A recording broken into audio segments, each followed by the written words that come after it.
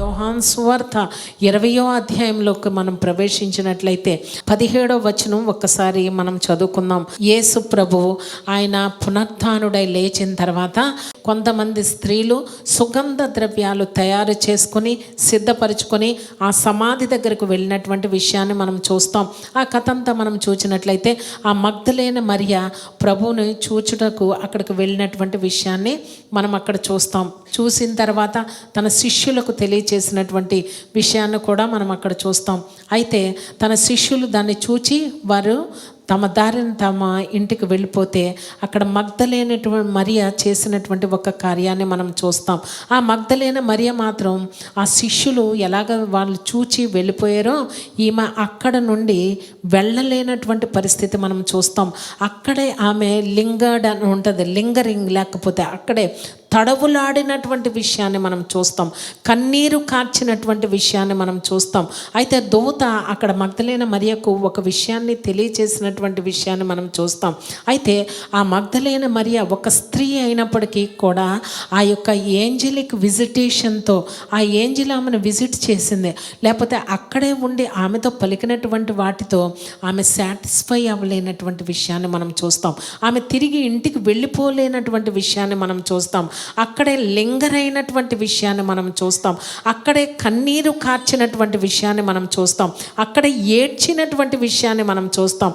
అది ఏంటంటే ప్రభు అయినటువంటి యేసుక్రీస్తు తాను మృత్యుంజయుడై లేచిన తర్వాత ఆయన చేయవలసినటువంటి పని ఏంటంటే ఇప్పుడు ప్రధాన యాజకుడుగా ఆయన తన స్వరక్తముతో తండ్రి దగ్గర ఆయన ప్రవేశించవలసినటువంటి గడియ వచ్చినప్పుడు, ఆ తండ్రి దగ్గరికి ఆయన వెళ్ళవలసినటువంటి సమయం వచ్చినప్పుడు ఒక స్త్రీ ఆయనను నిలిపివేసినటువంటి విషయాన్ని మనం చూస్తాం. అక్కడ పాత నిబంధన కాలంలో ఆ ప్రధాన యాజకుడిని అతి పరిశుద్ధ స్థలంలోనికి వెళ్లకుండా ఎవరూ నిలిపివేయడానికి అధికారం లేదు. కానీ ప్రభు అయినటువంటి యేసుక్రీస్తు తన సిలువలో రక్తము చిందించిన తర్వాత ఆ తెర చినిగిపోయిన తర్వాత ఒక సామాన్యమైనటువంటి మానవునికి అక్కడ జెండర్తో నిమిత్తమేమీ లేదు. అక్కడ స్త్రీ ఆ దినాల్లో ప్రభు యొక్క బైబిల్ దినాల్లో జరిగినటువంటి పని ఏంటంటే స్త్రీలు బయటికి రావడానికి, సొసైటీలో రావడానికి వీల్లేదు. స్త్రీలు రబ్బీని ముట్టుకోవడానికి వీల్లేదు. స్త్రీలు పబ్లిక్ సొసైటీలోనికి అంతా స్వతంత్రంగా రావడానికి వీలైనటువంటి రోజుల్లో ఇక్కడ ప్రభు అయినటువంటి యేసు క్రీస్తు నిమిత్తమే ఈ స్త్రీ సొసైటీని లెక్క చేయకుండా, యూదుల్ని లెక్క చేయకుండా, ఆ రోమన్స్ అక్కడ ఉన్న కాపలాకారులను లెక్క చేయకుండా ఆమె అక్కడకు వచ్చి ప్రభు కొరకు ఆమె అక్కడ లింగర్ చేసినటువంటి విషయాన్ని మనం చూస్తాం. దేవుని పరిశుద్ధ నామమునకు మహిమ కలుగును గాక. మనం ఈ జీవితంలో మనం జీవిస్తూ ఉన్నాం. ఇప్పుడు ఆయన చేయవలసినటువంటి పని ఏంటంటే ప్రధాన యాజకుడిగా మార్చబడి తన స్వరక్తముతో పరిశుద్ధ స్థలంలోనికి, అతి పరిశుద్ధ స్థలంలోనికి, ఆ పరలోకంలోనికి, ఆ పరలోక మందిరంలోనికి ఆయన ప్రవేశించవలసినటువంటి సమయంలో ఒక స్త్రీ ఆయనను కొంచెము సేపు అక్కడ తన లింగరింగ్ వల్ల, తన ఏడ్చుట వలన ప్రభుని నిలిపివేసినటువంటి విషయాన్ని మనం చూస్తాం. దేవుని పరిశుద్ధ నామమునకు మహిమ కలుగును గాక. అక్కడ 17వ వచనం మనం చదువుకున్నట్లయితే, నేను ఇంకనూ తండ్రి యొద్దకు ఎక్కిపోలేదు కనుక నన్ను ముట్టుకొనవద్దు అంటే అక్కడ మనం ఆలోచించినట్లయితే ఒక స్త్రీ నిలిపివేసినటువంటి విషయాన్ని మనం చూస్తాం. తండ్రి యొద్దకు నేను వెళ్ళాలి, కానీ ఆమె ఏడ్చుచున్న విధానాన్ని బట్టి, ఆమె అక్కడ తడువులాడుచున్నటువంటి విధానాన్ని బట్టి ప్రభు ఆమెను విడిచిపెట్టి ముందుకు వెళ్ళలేనటువంటి విషయాన్ని మనం అక్కడ చూస్తాం. మనందరి జీవితాల్లో ప్రభువుని వెంబడిస్తున్నామండి, ప్రభువుని నమ్ముకుంటామండి అని చెప్తూ ఉంటాం, కానీ ప్రభు చెప్పిన ఒక్క మాటను కూడా పూర్తిగా నెరవేర్చలేనటువంటి క్రైస్తవ విశ్వాసులుగా మనం కొనసాగుతూ ఉన్నామన్న విషయాన్ని మనం జ్ఞాపకం చేసుకోవాలి. అయితే మనం ఆలోచిస్తే ఈ ఒక్క స్త్రీ ప్రభువుని అక్కడ నిలిపివేసిన విషయాన్ని మనం చూస్తాం. శిష్యులు ఏమైపోయారు? తను ప్రేమించిన యేసు ప్రేమించిన శిష్యుడైనటువంటి యోహాను, అంటే తను ఆ యోహాను సువార్త అంతా తను తను వ్రాసుకున్నప్పటికీ కూడా యేసు ప్రేమించిన శిష్యుడైన యోహాను అని తనకు తాను అక్కడ టైటిల్ పెట్టుకుని వ్రాసుకున్న విషయాన్ని మనం చూస్తాం. పేతురు, ప్రభువా అందరూ నిన్ను విడిచిపెడతారు కానీ నేను నిన్ను విడవను ప్రభువా అని చెప్పినటువంటి పేతుర్ని మనం చూస్తాం. తోమాని మనం చూస్తాం. వీళ్ళందరూ అక్కడ ఉంటుండగా ఈయన శిష్యుల్లో కూడా చేర్చబడినటువంటి ఆ మగ్దలేన మరియకు దేవుడు ఎందుకు అంత ఇంపార్టెన్స్ ఈ బైబిల్లో 20వ అధ్యాయంలో, యోహాను సువార్త 20వ అధ్యాయంలో ప్రభు పెందలకడ లేచినటువంటి ఆ సందర్భంలో ఆమె స్టోరీ అక్కడ ఎందుకు పెట్టారంటే ఆమె ప్రభువును ప్రేమించిన విధానాన్ని బట్టి అనే విషయాన్ని మనం ఇక్కడ జ్ఞాపకం చేసుకోవాలి. మనం అనేక సందర్భాల్లో దేవుని గురించి మనకు తెలుసు, దేవుని కొరకు మనకు తెలుసు, దేవుని గురించి జీవించాలన్న విషయాలు కూడా మనకు తెలుసు. కానీ దేవునిని ఏ రీతిగా, ప్రభువుని ఏ రీతిగా కొలవాలి, ప్రభువుని ఏ రీతిగా సంపాదించుకోవాలి, ఏ రీతిగా ప్రభువు ఎవరో తెలుసుకోవాలన్న ఆశ మనము లేనటువంటి వారిగా జీవిస్తూ ఉన్నాం. తనకు కావాల్సింది ఏంటంటే దేవుని యొక్క ప్రెజెన్సు. దేవుని యొక్క దూత తనకు చెప్పిన సమాచారంతో తను తృప్తి పడిపోలేదు, కానీ దేవుని యొక్క టచ్ నాకు కావాలి, దేవుని మీద నేను వాలిపోవాలి, ఏది ఏమైనా దేవుని ప్రెజెన్స్ నాకు కావాలని ఆమె అక్కడ లింగరైనటువంటి విషయాన్ని మనం చూస్తాం. అక్కడ ఆమె తడువులాడినటువంటి విషయాన్ని మనం చూస్తాం. దేవుని యొక్క హృదయాన్ని తాకాలన్నటువంటి విషయం కలిగి ఆమె ఆ భావముతో ఆయన వెళ్ళనివ్వలేనటువంటి పరిస్థితిని మనం చూస్తాం. అక్కడ ప్రభు అయినటువంటి యేసుక్రీస్తు పరలోకంలోనికి, తండ్రి యొక్క కుడిపార్శ్వం దగ్గర పరలోకంలో ఉన్నటువంటి అతి పరిశుద్ధ స్థలంలోనికి ఆయన వెళ్ళి ఆ రక్త ప్రోక్షణ జరగవలసినటువంటి ఆ టైంలో ఒక స్త్రీ ప్రభుని భూమి మీద నిలిపివేసినటువంటి విషయాన్ని మనం చూస్తాం. అక్కడ ప్రభు ఏం చెప్పారంటే, నేను ఇంకా నా తండ్రి దగ్గరకు వెళ్ళలేదు కనుక నువ్వును నన్ను ముట్టుకోవడానికి వీలు లేదు.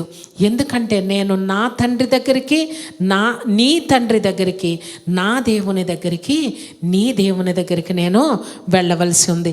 అప్పటి వరకు ఆయన ఏం చేశారంటే తండ్రితో ఆ కుమారుకి ఉన్నటువంటి ఆ రిలేషన్షిప్పే మనం చూస్తాం.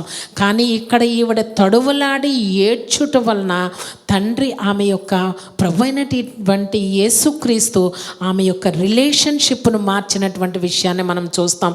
ఇంతవరకు నా తండ్రి అయినటువంటి తండ్రి ఇక నుంచి నీ తండ్రి, నా దేవుడైనటువంటి తండ్రి అయినటువంటి యెహోవా నీ దేవుడుగా మార్చాడని ఆమె రిలేషన్షిప్ను మార్చేసినటువంటి విషయాన్ని మనం అక్కడ చూస్తాం. అయితే అక్కడ మనం చూసినట్లయితే ఇంకా ముందు వచనానికి వెళ్తే అక్కడ ఒక దేవదూత ఆమెను ఎన్కౌంటర్ చేసినటువంటి విషయాన్ని మనం చూస్తాం. ఆమె ఏడ్చుచు సమాధిలో వంగి చూడగా తెల్లని వస్త్రములు ధరించిన ఇద్దరు దేవదూతలు అక్కడ ఉన్నటువంటి విషయాన్ని మనం చూస్తాం. ఆమె చెప్పిందంట, ఆ యొక్క ఏంజెల్స్తో నేను సాటిస్ఫై అవ్వట్లేదు, వాళ్ళు చెప్పినటువంటి మాట నాకు అవసరం లేదు, ఏది ఏమైనా నా ప్రభువుని నేను చూడాలి, నా ప్రభువుని నేను టచ్ చేయాలి అని అక్కడ ఆమె ఏడుస్తూ అక్కడ తడువులాడినటువంటి విషయాన్ని మనం అక్కడ చూడవలసినటువంటి వారమై ఉన్నాం. అంటే పెర్సిస్టెంట్ అంటాం. అంటే ఏంటంటే ఆమె విసుక్కోకుండా ఇంకా వేరే ఆలోచన మైండ్లో లేదు. ఆ ఏంజల్స్ చెప్పిన విషయంతో చక్కగా ఆ యొక్క శిష్యులిద్దరూ వెళ్ళిపోయారు. కానీ ఈమె అక్కడ నుండి కదలలేనటువంటి విషయాన్ని మనం అక్కడ చూస్తాం. నా ప్రభువుని నేను టచ్ చేయాలి, పునరుత్థానుడైనటువంటి ప్రభువుని నేను టచ్ చేయాలని ఆమె అక్కడ లింగరైనటువంటి విషయాన్ని మనం ఇక్కడ చూడవలసినటువంటి వారమై ఉన్నాం. ప్రభు వెంటనే ఏం చెప్పారంటే, నువ్వు నన్ను ముట్టుకోవడానికి వీల్లేదు అని చెప్పినటువంటి విషయాన్ని మనం చూస్తాం. అయితే ఒక్క స్త్రీ యొక్క కన్నీటిని ప్రభువు విడిచి నేను పాస్ అవ్వలేను అని ఆయన అక్కడ నిలిచిపోయినటువంటి విషయాన్ని మనం చూస్తాం. ఆ ప్రధాన యాజకుడిని ఈ రోజుల్లో ఆ ప్రధాన యాజకుడుగా శరీరధారి అయి కృపాసత్య సంపూర్ణుడుగా మన మధ్య నివాసం చేసేటటువంటి ఆ వాక్యం మనకు ఎంత విరివిగా మన చేతుల్లోనూ మనకు ఆయన అప్పగించారన్న విషయాన్ని మనం జ్ఞాపకం చేసుకోవాలి. ప్రతి దినాన్ని నువ్వు వాక్యాన్ని చదువుతున్నావు, భక్తుల అనుభవాలను చూస్తూ ఉన్నావు, టీవీల్లో నువ్వు చూస్తున్నావు, మందిరాల్లో నువ్వు వాక్యం వింటూ ఉన్నావు, కానీ నీ జీవితాన్ని నువ్వు మార్చుకోలేకపోతే నిష్ప్రయోజనం అన్న విషయాన్ని మనం ఇక్కడ జ్ఞాపకం చేసుకోవాలి.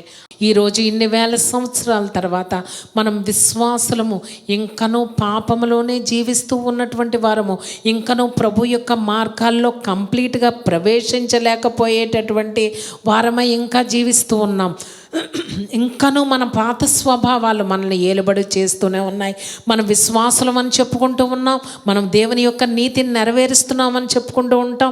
నేను వాడికంటే నేను గొప్పవాడిని అనుకుంటాం, ఆమె కంటే నేను గొప్పవాడిని అనుకుంటున్నాం. కానీ మనం ఎందులో గొప్ప అన్నది మనం ఒక్కసారి ఆత్మవిమర్శ చేసుకుంటే మనకు కనబడుతూ ఉంటుంది. మనం ఎంత మట్టి పాత్రమో, అంటే ఫ్రెజైల్, అంటే మనం మట్టితో తీయబడ్డాం. కొంచెం నీళ్ళు ఎక్కువగా పడినాయి అనుకోండి, మట్టి ఏమైపోతుంది, కరిగిపోతుంది. అంటే దానికి తగిన విధంగా అది కాల్చబడితేనే కానీ దాని పటుత్వము ఆ మట్టిలో ఉండదనే విషయాన్ని మనం జ్ఞాపకం చేసుకునవలసినటువంటి వారమై ఉన్నాం. ఎందుకంటే దేవుని యొక్క వాక్యం వింటూ దేవుని యొక్క మార్గాల్లో నడవాలని తీర్మానం చేసుకున్నాం. నిజమే, ప్రతి మనిషి కొన్ని సందర్భాల్లో కొంచెం వంగడం, కొంచెం మనం పరిస్థితుల్లో మనం వంచుకోవడం చాలా కష్టం అనిపిస్తుంది. కానీ దేవుని యొక్క వాక్యాన్ని ముందు పెట్టుకున్నట్లయితే, ప్రభు యొక్క సిలువను ఒక్కసారి నువ్వు నిదానించి చూచినట్లయితే, ప్రభుని ఏ రీతిగా చంపారో అని సిలువ దర్శనంగానే నువ్వు చూచినట్లయితే, నీ జీవితంలో నువ్వు ఓవర్కమ్ చేయలేదంటూ నీ జీవితంలో ఏది ఉండదు. ఎందుకంటే ప్రభు ప్రేమ ముందు ఆయన కూడా మన గురించి అలాగ ఆలోచిస్తే మనల్ని అసలు క్షమించడానికి మన దగ్గర ఆధారాలు ఏమీ లేవు. ఎందుకంటే మనం మంచిగా జీవించాలనుకుంటాం, తెలిసి కొన్ని తప్పులు చేస్తూ ఉంటాం, తెలియక కొన్ని, ఇంటెన్షనల్గా కొన్ని చేస్తూ ఉంటాం, పర్పస్ఫుల్గా కొన్ని చేస్తూ ఉంటాం, కొన్ని మనం తెలియకుండానే మనం చేస్తూ ఉంటాం. వాటన్నిటి నిమిత్తం ప్రభు సిలువలో మరణించి తన ప్రశస్తమైనటువంటి రక్తాన్ని చిందించి మన ప్రతి పాపాన్ని ఆయన కడిగివేసి నువ్వెన్నడూ పాపం చేయలేదని మనల్ని నీతిమంతులుగా ఈరోజు సంఘాల్లో నిలవబెట్టారు. దేవుని పరిశుద్ధ నామమునకు మహిమ కలుగును గాక. ప్రభువు ఈ ప్రకారంగా చేశాడు కనుక ఆ మాదిరిగానే నువ్వు నడవాలి అనుకుంటే, నేను చేయడానికి ఈ పని నేను చేయలేను అని చెప్పడానికి నీ దగ్గర ఏముండదు. ఎందుకంటే ఆయన నువ్వు పూర్తిగా ప్రేమించినట్లయితే ఆయన మార్గాల్లో నువ్వు కూడా నడవగలవు. ఇక్కడ మగ్దలేన మరియ గురించి కూడా మనం ఆలోచించినట్లయితే, లోకము నన్ను ఏమనుకున్నా పర్వాలేదు, ప్రజలు ఏమనుకున్నా పర్వాలేదు, రోమన్ సోల్జర్స్ నన్ను ఏం చేసినా పర్వాలేదు, యూదులు నన్ను ఏం చేసినా పర్వాలేదు, కానీ నా రక్షకుని నేను చూడడానికి, నా కొరకు చనిపోయినటువంటి ఆ రక్షకుని నేను చూడడానికి, ఆమెకున్నటువంటి ఆ పాపాల నుంచి విడిపించినటువంటి ఆ రక్షకుని దగ్గరికి వెళ్ళడానికి ఆమె దేని విషయం భయపడలేనటువంటి విషయాన్ని మనం చూస్తాం. అక్కడ వాక్యంలో చూస్తున్నప్పుడు, అమ్మా ఎందుకు ఏడ్చుచున్నావు, ప్రభువు ఆమె యొక్క కన్నీటిని ఆయన కౌంట్ చేసినటువంటి విషయాన్ని మనం చూస్తాం. మనము అనేకమైనటువంటి విషయాల కొరకు లింగరవుతూ ఉంటాం, మనము అనేకమైనటువంటి సందర్భాల్లో తడువులాడుతూ ఉంటాం, చీకటిలో తడువులాడుతూ ఉంటాం. ఎందుకంటే చీకటి పనులు చెయ్యాలనే ఆశ కలిగి ఈమె ఎక్కడికి వచ్చిందంట, తెల్లవారినప్పుడు ఆ వెలుగును చూడడం కొరకు ఆమె అక్కడ తడువులాడినటువంటి విషయాన్ని మనం చూస్తాం. మనం అనేకమైనటువంటి మన కాని వాటిని మనం టచ్ చేయాలని మనం ఆశపడుతూ ఉంటాం. కానీ ఈవిడ ఎవరిని టచ్ చేయాలనుకుందంట, ప్రభువునే తను టచ్ చేయాలని ఆశపడినటువంటి విషయాన్ని మనం చూస్తాం. అక్కడ దేవదూతలు కనబడినటువంటి విషయాన్ని మనం చూస్తాం. ఆ దేవదూతలతో ఆమె సాటిస్ఫై అవ్వలేనటువంటి విషయాన్ని మనం చూస్తాం. ఆ దేవదూతల చెప్పినటువంటి విషయాలతో ఆమె ఇంట్రెస్ట్ లేదంట, ఐఎమ్ నాట్ ఇంట్రెస్టెడ్ అనుకుందంట ఆవిడ. కనుక ప్రభువునే టచ్ చేయాలని అక్కడ లింగర్ అయినప్పుడు ఆ లింగరింగు లేకపోతే ఆ క్రయింగ్కు ప్రభువుని ఆమెను దాటి ప్రభువుని వెళ్ళనివ్వలేనటువంటి విషయాన్ని మనం చూస్తాం. మనందరి జీవితాల్లో అనేకమైనటువంటి సమస్యలు, వ్యాధుల కొరకు, ఆర్థికంగానో కుటుంబ పరంగానో, బిడ్డల ఫ్యూచర్స్ కొరకు, మన భవిష్యత్తుల కొరకు అనేకమైనటువంటి కన్నీళ్ళు మనకి ఉంటాయి. మనం అనుకుంటాం దేవుడు ఒక దర్శనం ఇస్తే చాలు, ఒక దేవదూత మనతో మాట్లాడితే చాలు, ఒక వాక్యం మనల్ని టచ్ చేయాలి అనే ఆశ కలిగినటువంటి వారమై ఉండవలసినటువంటి వారమై ఉన్నాం. ఎందుకంటే ఆమె అనుకుందంట, నాకు ఇక్కడ ప్రభువుని నేను చూస్తాను, అది సరిపోతుందని అనుకోలేదంట. అక్కడ తోటమాలి అనుకుని ఆమె ఒక మాట చెప్తుంది, నా ప్రభువుని ఎక్కడ పెట్టారో చెప్పండి, నేను ఆయన్ని మోసుకొని పోతాను అని చెప్పినటువంటి విషయాన్ని మనం చూస్తాం. అయితే ఈనాడు మనందరితో ప్రభు మాట్లాడుతున్నారు. ఎందుకంటే ప్రభు యొక్క శరీరమును, ప్రభు యొక్క రక్తమును నువ్వు తీసుకుంటున్నావంటే ఆమెతో ప్రభు ఏం చెప్పండి, నేను ప్రధాన యాజకుని పైన నేను చేయవలసి ఉంది, నువ్వు నన్ను ముట్టుకోవద్దని చెప్పినటువంటి విషయాన్ని మనం చూస్తాం.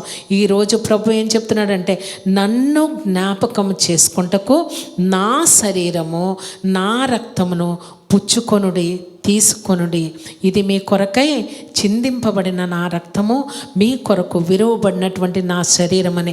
అక్కడ మగ్దలేన మరియకు లేనటువంటి యోగ్యతను మనకు అనుగ్రహించారు. అక్కడ మగ్దలేన మరియకు లేనటువంటి ఆ భాగ్యం మనకు అనుగ్రహించారు. అక్కడ మగ్దలేన మరియకు లేనటువంటి ఆశీర్వాదాన్ని ప్రభు మనకు అనుగ్రహించారు. దేవుని పరిశుద్ధ నామమునకు మహిమ కలుగును గాక. నువ్వు నన్ను ముట్టుకొనవద్దని ఆమె ఏడ్చుచు తడవలాడినప్పటికీ నువ్వు నన్ను ముట్టుకోవద్దని చెప్పినటువంటి విషయాన్ని మనం చూస్తాం. ఈరోజు సంఘానికి ప్రభు అనుగ్రహించినటువంటి గొప్ప భాగ్యం ఏంటంటే, నువ్వు ఏడ్చినా, నువ్వు ఏడవకపోయినా, నువ్వు తడవలాడినా, నువ్వు తడవలాడకపోయినా, నువ్వు ప్రభువుని చూడాలన్న ఆశ కలిగినా, ఆశ లేకపోయినా, లేకపోతే ప్రభు యొక్క సంస్కారాన్ని, ప్రభు యొక్క మార్గాల్లో నడుస్తానని నువ్వు తీర్మానం తీసుకున్నా, తీర్మానం తీసుకోకపోయినా కూడా ప్రభువు మనకు ఉచితముగా నన్ను జ్ఞాపకము చేసుకొనుటకు నా శరీరమును, నా రక్తమును తీసుకొనుడి అని ప్రభువు అక్కడ చెప్పినటువంటి విషయాన్ని మనం అక్కడ గమనించవలసినటువంటి వారమై ఉన్నాం. దేవుని యొక్క శరీరమును, దేవుని యొక్క రక్తమును మనం తీసుకొనుట ద్వారా నెమ్మదిగా మన యొక్క జీవం ఎప్పుడైతే ప్రవేశిస్తూ ఉంటుందో, ఆ చావునకు లోనైనటువంటి ఆ శరీరము, ఆ శరీర స్వభావాలు కూడా మన నుండి ఒక్కొక్కటి విడిచిపోవడానికి ప్రభు తన కృపను చూపిస్తారని మనం విశ్వసించాలి. దేవుని పరిశుద్ధ నామమునకు మహిమ కలుగును గాక. అటువంటి ధన్యకరమైన జీవితం ఆ పరిశుద్ధాత్మ దేవుడు మనందరికీ అనుగ్రహించును గాక. ఆమెన్.